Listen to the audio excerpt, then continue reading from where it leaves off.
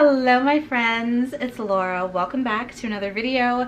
Today's video, I'm doing something a little new. I vlogged throughout the entire month of June. The last vlog should be coming up probably after this. So instead of doing a wrap up of June, because I already talked about all the books I read in June, I decided to do just like a June stats and favorite sort of video for the month. And I think I'm gonna do this going forward because what I really want to do is do regular weekly-ish vlogs, which could be regular weekly reading vlogs or themed vlogs, but I will be vlogging all of my reading throughout the entire month of every month, hopefully, going forward. And then instead of doing a wrap up, I'm gonna do like a stats and superlatives type video. So that's what this is for June. I am drinking a vodka tonic because I may have just gotten back from vacation, but I'm still in vacation mode. So a vodka tonic, lovingly made by Sean. Thank you, Sean. So I'm gonna be sipping on that while we do this video. So if you wanna drink with me, grab yourself a drink or a snack and let's get into the video. So in the chaos that was June, if you don't know, June was like a super busy month. Of course, I was doing 30 books in 30 days, or attempting to read 30 books in 30 days. I went on vacation. I was working more than usual.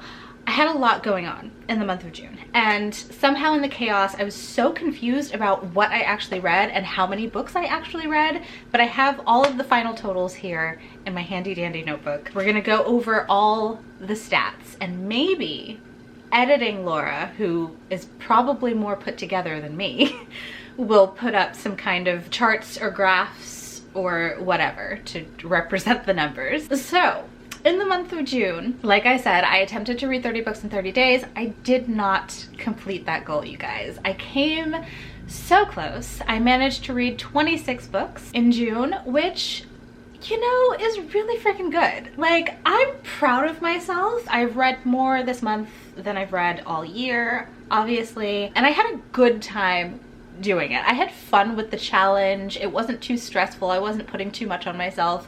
And I also had fun with the books I was reading. I didn't have anything under a 3-star, well, like a 2.75 star. Nothing under that. So most of the books I read, I really enjoyed.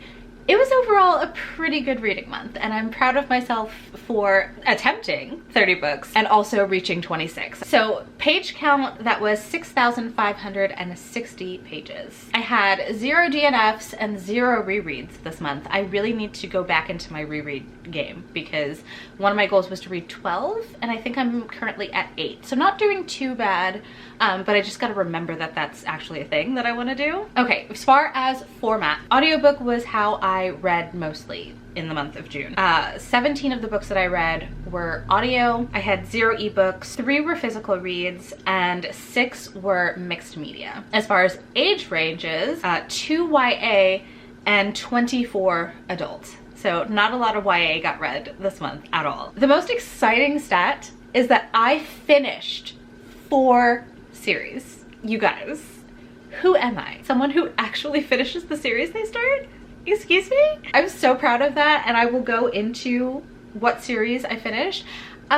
Like for sure 3 series. One of them may continue, but I don't see any news about it, and the last book that I read definitely felt like an ending, so I think it's done. So I'm just counting it as done for right now. So 4 series completed. As far as genres, I read a total of 12 fantasies, 5 sci-fi, 4 horror, 4 romance, and 1 contemporary. So a nice little mix of genres there, although fantasy is still dominating. And as far as star ratings, I had 0 1 stars, 0 2 stars, I had 10 3 stars, 12 4 stars, and 4 5 stars. So like I said, overall a good quality reading month as well. And the very last stat is one that I think is really fun to pay attention to, and it's something that I never really thought about in previous years. But this month I read a total of 10 new authors, new to me authors that I've never read from before. I don't know why I'm saying it so many different ways, you get it. And 18 authors that I have read from before. I think that's just a really interesting stat. I tend to read authors I'm familiar with, authors that have proven themselves to me, and not take big risks with lots of new authors. But I think I was a little risky this month. And previous to this month, I had only read 20 new to me authors, so I think that's pretty good. And I think there's gonna be a project coming up at some point that I work on that has to do with this stat, so I am closely looking at it now. Okay, those are all the like stats, and now I'm gonna go into like my favorite book, least favorite book, and some other things after I take a sip of my drink. Before we get into my favorite and least favorite and all that, let's talk about the 4 series that I did complete in the month of June. So the first was the Silo trilogy by Hugh Howey. The first book being Wool, and then Shift, and then Dust. I read the entire trilogy this month. I was so utterly enthralled by this world, by this series. I love Hugh Howey's writing, and it was really the show Silo that is based on these books that got me to read these books, because I started watching the show, me and Sean, and it's just so good. It was so intriguing, and I just had to know what was happening in this world, and so I picked up Wool, and I absolutely loved it. Each book got 4 stars. In my personal rating scale, this one got a 4.5. The second book got a 4, and the third book got a 4.5. So I overall absolutely adored this series. And then the other series I finished was the This Poison Heart duology by Kaylin Bayron. This is the second book, This Wicked Fate, and this is the one that I read this month, completing the duology. This is a Greek mythology. Oh, I didn't even say, but like Wool is about, I talked about it in a vlog, but Wool is a sci-fi. It follows these people who live in this underground silo. They don't know how they got there, why they're there, how long they're gonna be there, only that the world is not safe outside, and so they must, the silo is all they've known. Post-apocalyptic sci-fi, really fun, if fun is the right word.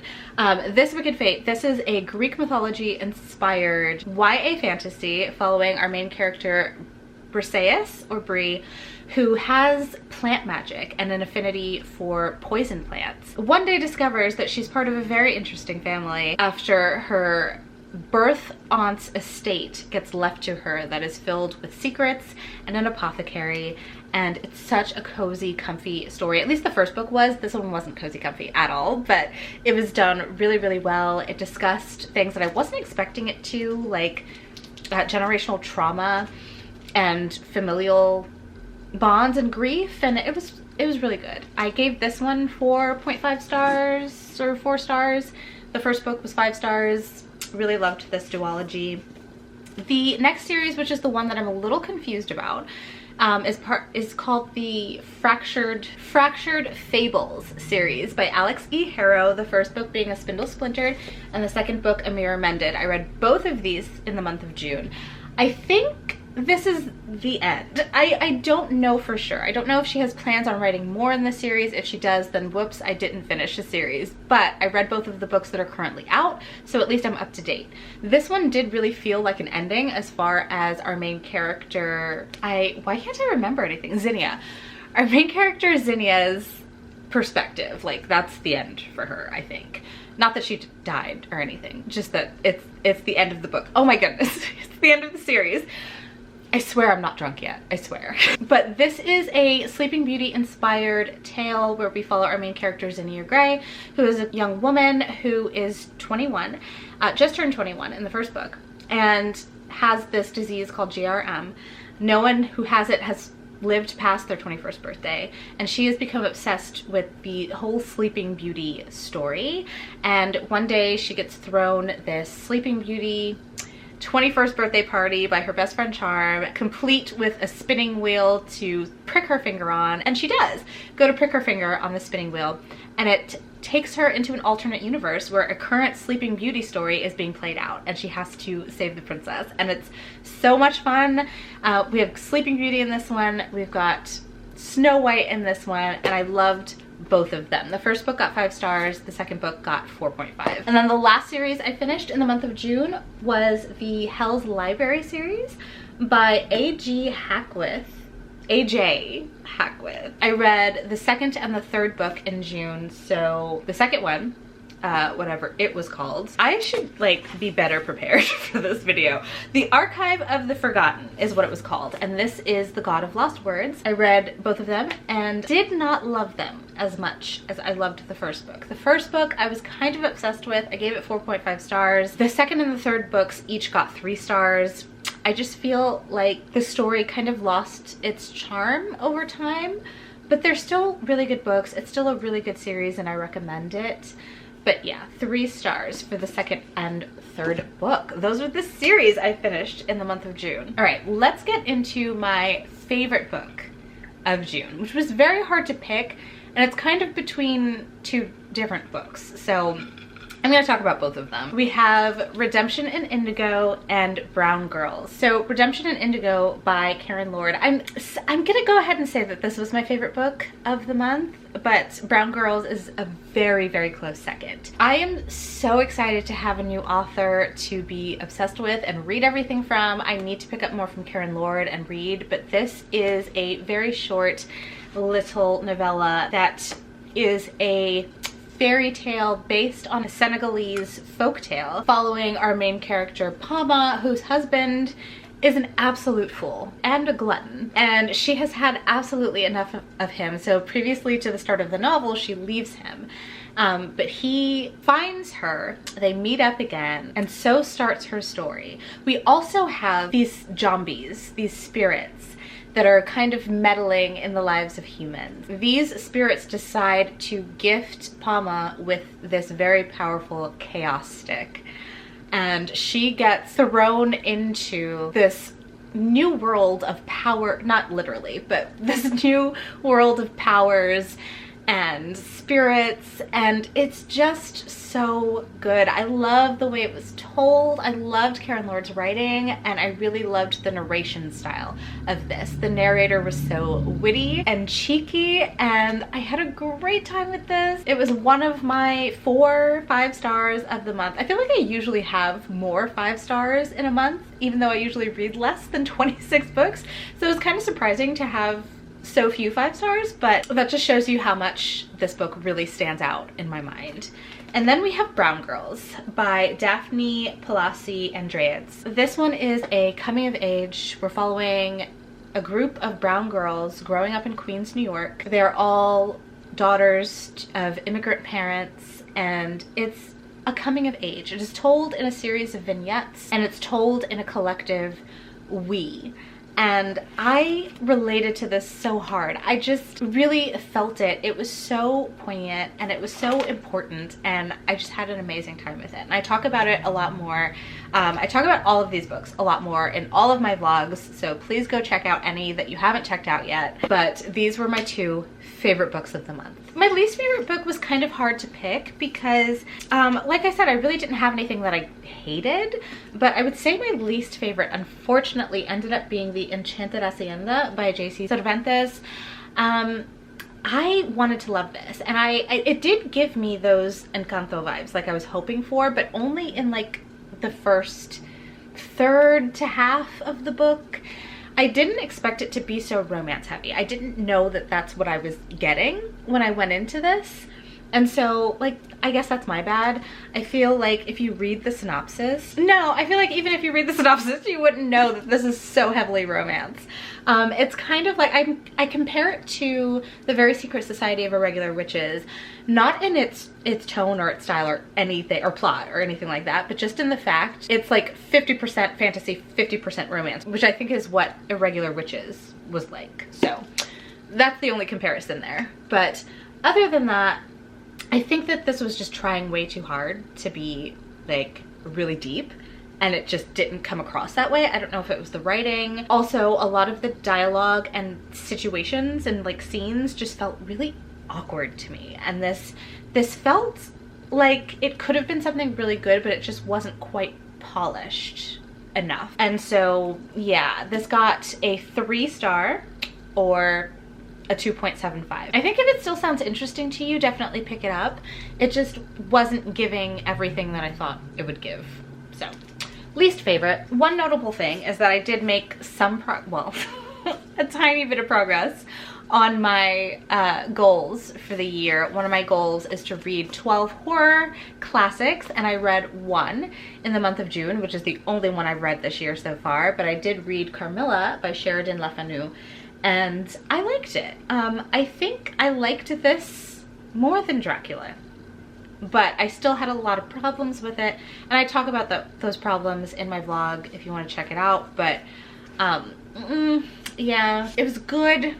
It was very atmospheric. The writing was beautiful.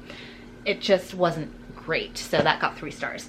And then I thought I'd talk about a book that made me happy, or a book that made me laugh the most, and that definitely has to go to A House with Good Bones by T. Kingfisher. This was another one of my 5-star reads for the month. I love T. Kingfisher. I love what she does. This is a almost kind of like Southern Gothic, but it pokes a lot of fun in the horror genre while also using the same tropes, and I think that's something that T. Kingfisher does really well. I love her humor. It really works for me.